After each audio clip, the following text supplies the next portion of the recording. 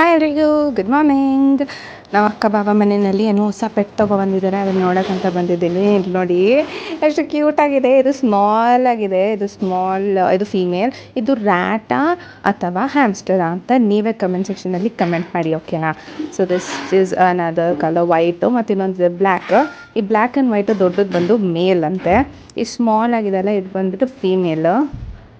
So ಕ್ಯೂಟಾಗಿದೆ ಆಯಿತಾ. ನಂಗೆ ಮುಂಚೆ ಅದನ್ನು ಮುಟ್ಟೋಕ್ಕೆ ಭಯ ಆಗ್ತಿತ್ತು, ಅದು ಯಾಕಂದರೆ ತುಂಬ ಆ್ಯಕ್ಟಿವ್ ಆಗಿತ್ತು, especially this small tiny female.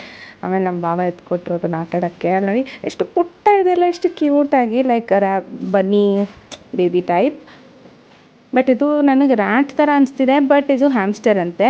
ಹಾಗಾಗಿ ನಿಮಗೆ ಏನಾದರೂ ಆ್ಯನಿಮಲ್ ನಾಲೆಡ್ಜ್ ಜಾಸ್ತಿ ಇದ್ದರೆ ನನಗೆ ಕಮೆಂಟ್ ಸೆಕ್ಷನಲ್ಲಿ ತಿಳಿಸಿ, ಇದು ಹ್ಯಾಮ್ಸ್ಟರಾ ಅಥವಾ ರ್ಯಾಟಾ ಅಂತ.